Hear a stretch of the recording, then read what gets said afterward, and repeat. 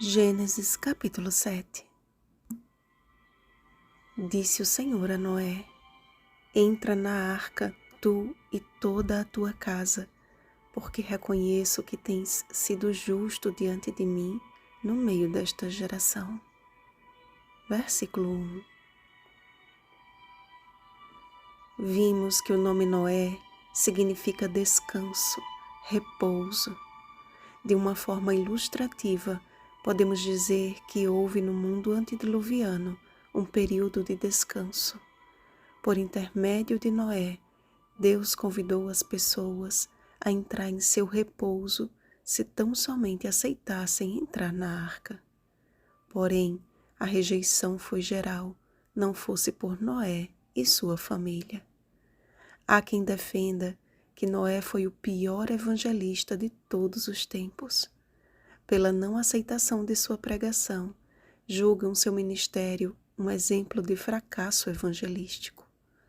Quais foram os métodos específicos que ele usou para difundir a mensagem, não sabemos, mas a Bíblia revela o princípio que norteou a sua missão.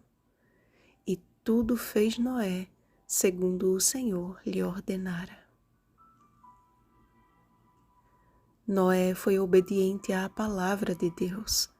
Ele não escolheu o seu ministério, Deus o escolheu para aquele ministério. Ele não agiu de acordo com o que achava ser o melhor, depondo diante do altar de Deus a oferta de Caim, mas agiu em plena harmonia com o assim diz o Senhor, depondo diante do altar de Deus a agradável oferta de Abel.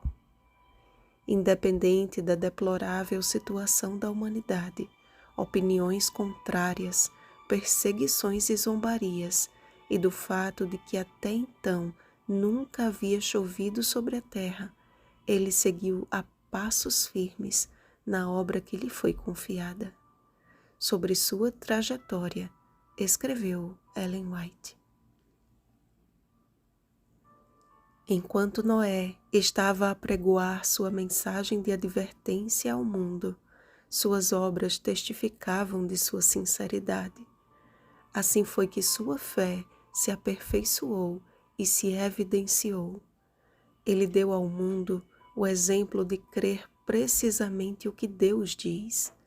Tudo quanto possuía, empregou na arca. Ao começar a construir aquele imenso barco em terra seca, vinham de todos os lados multidões para verem a estranha cena e ouvir as palavras sinceras, fervorosas do pregador original. Cada pancada desferida na arca era um testemunho para o povo. Patriarcas e Profetas, páginas 56 e 57. A mensagem dada a Noé não foi de todo rejeitada a princípio. A gigantesca construção chamou a atenção de todos e atraía tanto ouvintes quanto críticos. O mundo ficou dividido entre simpatizantes e acusadores, até que chegou o momento da decisão, e os adeptos apenas a uma simpática cortesia acabaram por finalmente se unir à turba escarnecedora.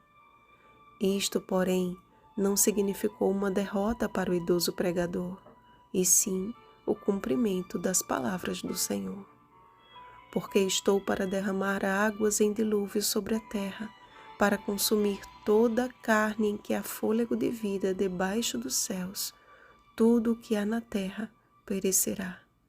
Gênesis capítulo 6, versículo 17. A presciência de Deus não é motivo para a destruição de vida alguma. A vida de Noé, suas palavras, a construção da arca, sua família, tudo servia de porta-voz do céu, chamando todos ao arrependimento genuíno e à salvação. Mas o chamado do Senhor é de liberdade e não de imposição. Noé e sua família foram os únicos a entender que entrar pela porta da arca não era simplesmente uma fuga do dilúvio, mas um passo decisivo na direção de Deus. Noé creu na promessa e seguiu pela fé. Pela fé, Noé, divinamente avisado das coisas que ainda se não viam, temeu e, para a salvação de sua família, preparou a arca, pela qual condenou o mundo e foi feito herdeiro da justiça, que é segundo a fé. Hebreus capítulo 11, versículo 7. A vida deste homem de Deus nos deixou um legado de fé, amor e perseverança. Diante de um desafio incomum e humanamente impossível, decidiu confiar no Senhor e assim reger o seu lar no temor de Deus.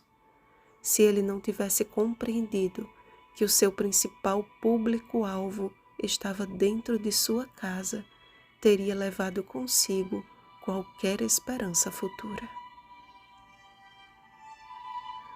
Noé não fracassou em sua missão. Ele teve 100% de aceitação, aonde o seu exemplo falou mais do que palavras e marcou mais do que marteladas. Que tipo de influência temos exercido dentro de nossa casa? Como membro de uma família, você tem cumprido fielmente o seu papel? Noé não foi escolhido por Deus simplesmente por se abster dos costumes mundanos de sua geração, e sim porque no meio da balbúrdia desta geração corrompida e depravada, ele conhecia a Deus. Noé andava com Deus, e por conhecer a Deus e reconhecer-lhe a voz, exerceu uma influência transformadora sobre a sua família. A abstinência das coisas deste mundo não foi a causa da salvação de sua casa, mas o resultado da salvação. Noé e sua família entenderam que o propósito principal da missão não era o serviço da arca do Senhor, mas servir ao Senhor da arca. Ao aproximar-se o tempo em que o Senhor fechará a porta da graça, que sejamos encontrados na segurança de sua vontade. Vigiemos e oremos. Bom dia, família bendita de Deus. Rosana Garcia Barros.